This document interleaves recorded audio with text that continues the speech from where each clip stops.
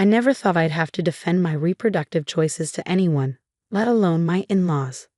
But here I was sitting at the mahogany dining table for our monthly family dinner, watching my mother-in-law Eleanor's face turn that familiar shade of disapproval as she cooed over my 5-year-old daughter Lily. Such a precious angel, Eleanor sighed, smoothing Lily's dark curls. She needs a sibling, you know. It's cruel to raise an only child. Her words carried the weight of countless similar conversations, each one cutting deeper than the last. My husband Michael squeezed my hand under the table but remained silent. We'd agreed long ago that I would handle these conversations my way, when I was ready. Still, the tension in his jaw showed how much he hated these monthly interrogations. "We're happy with our family as it is," I replied, the practiced words feeling hollow after so many repetitions. I focused on cutting Lily's chicken into bite-sized pieces, avoiding Eleanor's piercing gaze. "Happy?" My sister-in-law, Amanda, snorted from across the table. "Is that what you call it, Kate? Making my brother settle for just one child when he's always wanted a big family?" I set down my fork, my appetite vanishing. Michael had indeed wanted multiple children. We both had. But life had other plans I wasn't ready to share with his judgmental family. The memory of that day in the doctor's office still felt raw, even 3 years later. "Kate's not making me settle for anything." Michael finally spoke up, his voice tight. "Our family planning is between us." Eleanor dabbed her lips with her napkin, her diamond tennis bracelet catching the light. "Darling, you've always said you wanted 4 children. Remember how you used to talk about coaching Little League, having a whole team of your own?" I could feel tears threatening, but I wouldn't give them the satisfaction. Yes, Michael had dreamed of a house full of children. Yes, he would have been an amazing coach. And yes, it broke my heart that I couldn't give him that future. "Times change, Mom," Michael said. "People change. Dreams change. Only when they're forced to," Amanda muttered, loud enough for everyone to hear. "Only when someone makes them change." The implication hung heavy in the air.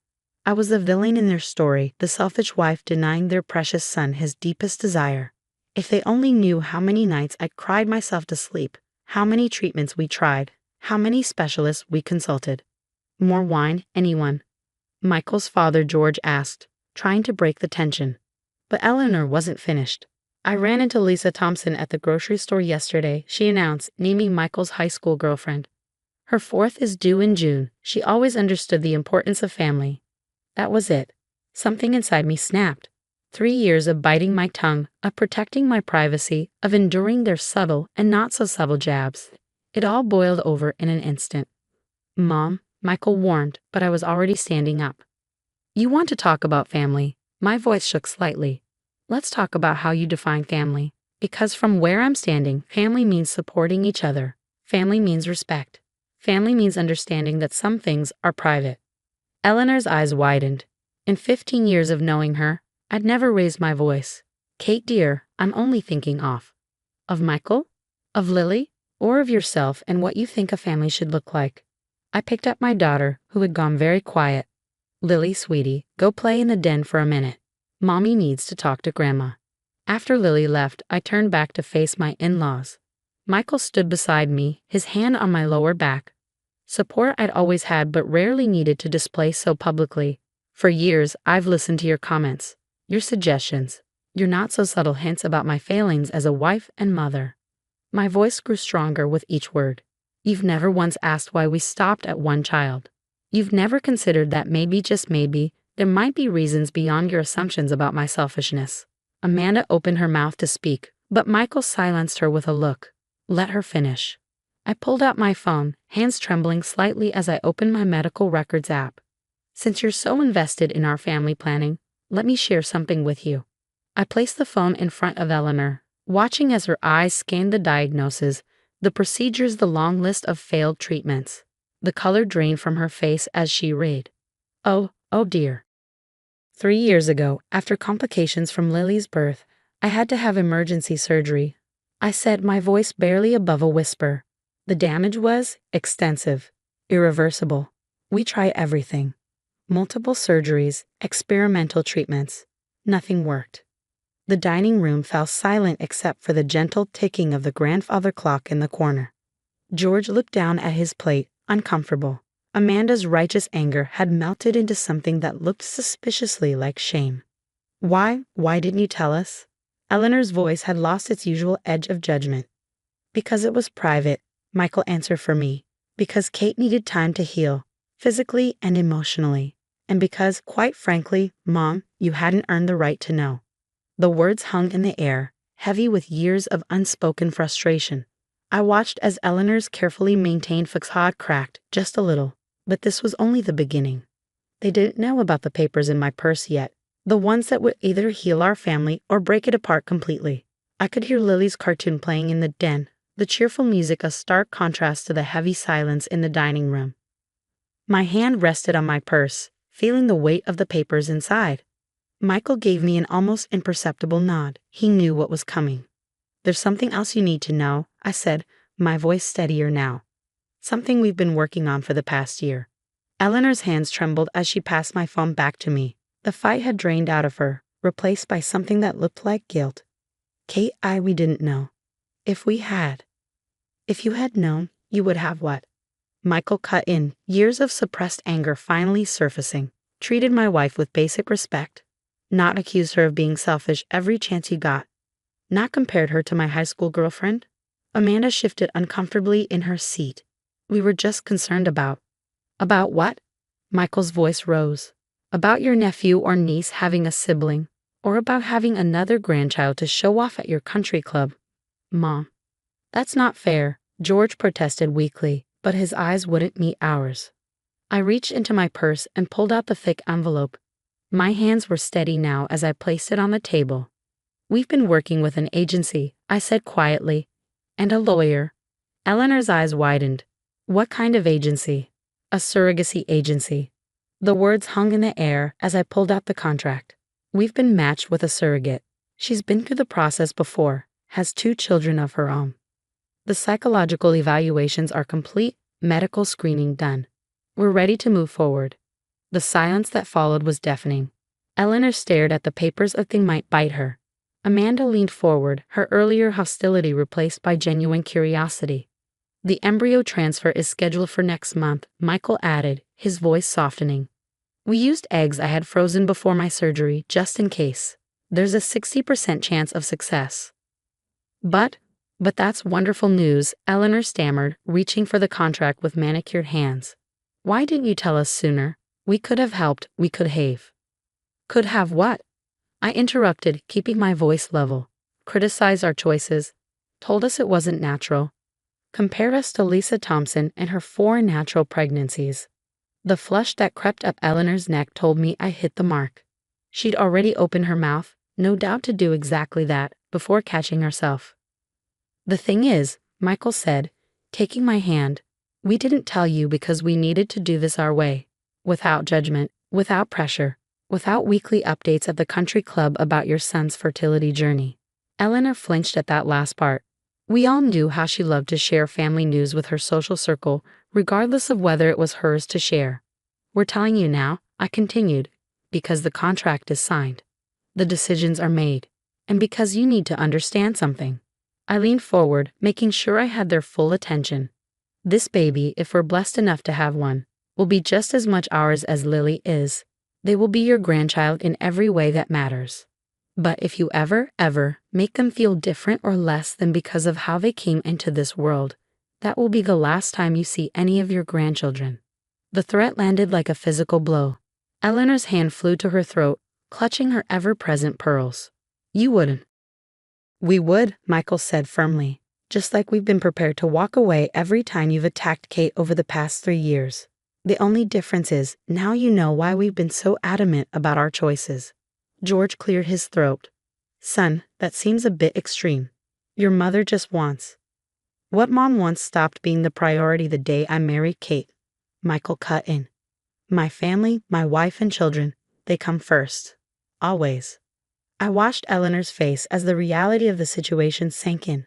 The carefully maintained facade of the proper society grandmother cracked further, revealing something raw and real underneath. She looked down at the contract in her hands, then back at me. 60%, she said softly. Those are good odds. I nodded, feeling the first hint of hope in this conversation. better than we had before. And if it doesn't work the first time, we're prepared to try again. It's not cheap, Michael added pointedly. But we've saved. We've planned. We don't need help or advice or opinions. What we need is support. Real support, not criticism disguised as concern. Amanda, who had been uncharacteristically quiet, suddenly stood up. Without a word, she walked around the table and wrapped her arms around me in an awkward but sincere hug. "I'm sorry," she whispered. "I've been awful to you." The gesture was so unexpected, so genuine, that I felt tears welling up. I hugged her back, remembering the close relationship we'd had before Lily's birth complications changed everything. "Lily," Eleanor said suddenly, rising from her chair. I need to. I understood. She's in the den. Maybe you could start making things right with the grandchild you already have." Eleanor nodded, dabbing at her eyes with her napkin as she hurried toward the sound of cartoons. From the den, we heard Lily's delighted grandma and Eleanor's shaky laugh. I looked down at the contract still on the table, then at Michael. We prepared for so many possible reactions: anger, rejection, more criticism. We hadn't prepared for this, the beginning of understanding, the first cracks in the walls of judgment that had surrounded us for so long. But as I heard Lily chattering away to her grandmother about her cartoon, I realized that maybe, just maybe, this could be a new beginning for all of us. The real test, though, was still to come. The next 6 weeks were a blur of doctor's appointments, hormone treatments for our surrogate, Jessica, and surprisingly civil text messages from Eleanor. She'd taken to sending daily photos of nursery ideas and gender-neutral baby clothes, each one accompanied by a careful "only if you like this," of course. The morning of the embryo transfer, my phone buzzed with an unexpected message from Eleanor. "Lighting a candle at church for all of you today. Please let us know if you need anything at all." I showed the message to Michael as we sat in the fertility clinic's waiting room. "Your mom's really trying," I said softly. He squeezed my hand. About time. Jessica emerged from the procedure room an hour later, smiling despite looking tired. "All done," she announced. "Now we just wait and see if your little one wants to stick around." The 2-week wait was excruciating. I threw myself into work, tried to focus on Lily's upcoming school play, anything to keep my mind off the possibility of another failure. Eleanor, surprisingly, turned out to be an unexpected source of support. "Come over for dinner," she texted one evening when I was particularly anxious. No pressure, no questions about the transfer. Just family dinner. Lily misses her grandma. And true to her word, when we arrived, there was no mention of surrogacy or babies. Instead, Eleanor had set up a craft station where she and Lily spent the evening making friendship bracelets. I watched in amazement as my formerly perfectly manicured mother-in-law got glitter glue all over her designer blouse without a single complaint. The day of the pregnancy test arrived, cold and clear. Jessica had agreed to come to our house for the results. As we waited for the clinic to call, Eleanor and Amanda showed up unannounced, carrying breakfast pastries and coffee. "We can leave if you want privacy," Amanda said quickly. We wanted you to know you're not alone." Before I could respond, my phone rang. The room fell silent as I put it on speaker. "Kate?" Dr. Chen's familiar voice filled the room. "I have your results." I gripped Michael's hand. Eleanor and Amanda huddled together on the couch. Jessica sat in the armchair, hands clasped in her lap. "Congratulations," Dr. Chen said warmly. "The test is positive. Strong numbers, too." The room erupted in tears and hugs. Through my own tears, I saw Eleanor embrace Jessica, whispering what looked like thank you over and over. Amanda was already on her phone, presumably texting her father the news. But the most beautiful moment came later that evening.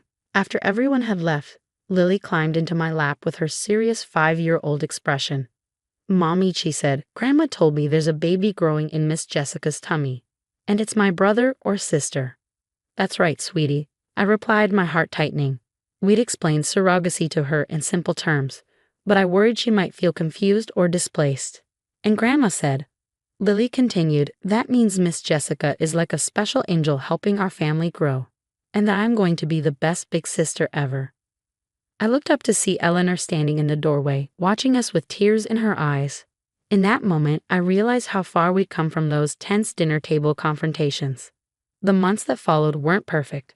Eleanor occasionally slipped into her old habits, making comments about natural childbirth or suggesting we name the baby after her.